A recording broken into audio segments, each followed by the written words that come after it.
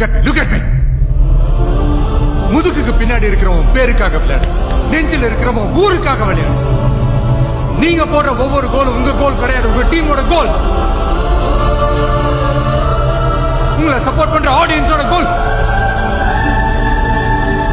நம்ம ஸ்டேட்டோட கோல்.